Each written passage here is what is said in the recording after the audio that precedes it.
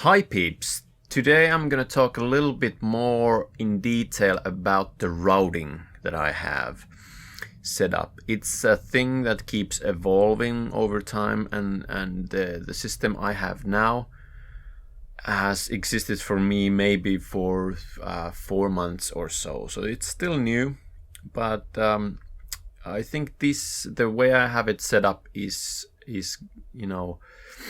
getting there to be at the level I think I want to be at. So let's go in detail. I have had a few requests to do this, so it's definitely worth going into. It's a really complex thing to explain, but I hope I can shed some light into this thing. So the goal is to I have 843 MIDI tracks, and I have 843 contact or Vienna instruments in my slaves total. Inside those VE Pro instances or plugins, I need to create 107 stereo submixes. So that happens in the VE Pro, and then output all those stereo tracks, stereo channels to my DAW, my digital performer aux tracks. And out of those 107 aux tracks, I need to send in different ways to my 23 stems, which are the deliverables to this, mix engineer or recording stage. So let's start with the MIDI routing. I have, I'm using Digital Performer, and I'm using the MAS version of the Vienna Ensemble Pro, which has been an update in the last couple of months that happened. That I used to use MIDI overland to be able to send this many MIDI channels. So MAS is now able to send up to 768 MIDI channels per plugin. So it's getting really good now. So I have an example here. Just randomly choose. It's an Epic Boom kit from I think 8DO, the hybrid tools. It's a tom. There's other sounds there as well as toms, but I use mainly it's the kind of toms style of instrument, basically the sounds. So I have an Epic Boom kit MIDI channel, which is sending to VE1, which is my PC.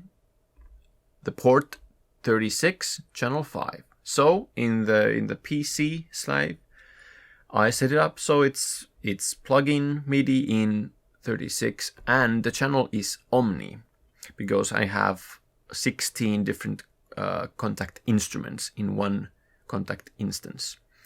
So inside that I have the MIDI input as 5, and the output is stereo number 3. Which means, so all my contact instruments in my VE Pro have they're multi-timbral, so they have multiple stereo outputs, which allows me to do submixing inside the VE Pro. So in my PC slave, the output channels 31 and 32 are designated for toms. They are going into my toms aux channel in my digital performer. So when we get into the digital performer, this is my aux track. This is the main thing that does all the routing. So I get, first of all, there's an input. It's from VE Pro 1, channels 31, 32. And the main output is there for just, for the monitoring. That's the main output. What I have also, if you go into the top, is inserts. So I do the processing as well in these aux tracks. So in this case, in this track, I'm using, there's a Neve 31102 EQ, which is really awesome for dialing in some air, for instance. And I also have a UAD Fatso, which is, this combination is really, really good for drums. I learned this from Junkie XL.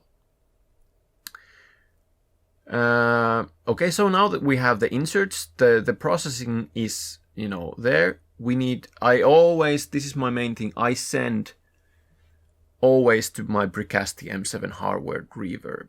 So in this case, it's 0 dB, so that's a lot. I oftentimes in my, let's say like strings or brass, I send about like -6 or -10 or -12 dB. But if it's like a piano, I want a lot of really good reverb, I use, it's like full, it's like 0 dB. Then 0 dB, like the full, goes to the master mix bus. So the first one, the Bricasti, is just a send to an output, like the line outputs in my my Apollo quad. So this next one is a bus, so it's master mix bus. So it sends everything to the full mix, master mix bus, to record the full mix. And then the send toms stem bus that I've also designated. And I do these in bundles inside the digital performer, so I write, you know, it's probably bus something like 81 and 82 or something, but I rename it to tom, so it's easier. And I usually have the line levels at 0, but in this case it seems to be, for some reason, it's a little bit less. Maybe it got too hot or something. So now all the writing is done. These are all my aux tracks that are everything I have coming in, and then, you know, then routing them into different places. So that's what I have. I at some point I'm probably want to do some more, so I can get because if I want to have different inserts for different tom instruments that are in the same place, I probably want to have different, you know, channels coming in. So, but the first time when you do it, it's like you feel a little bit crazy that, oh man, how can it really handle all this data coming in? But it's at least Digital Performer has no problem getting, you know, stuff in and stuff out. So one thing that is really good if you want to have a lot of channels is to get the 10 gigabit Ethernet connection between your slaves. And so here are my stems. So the inputs these are all the inputs are buses.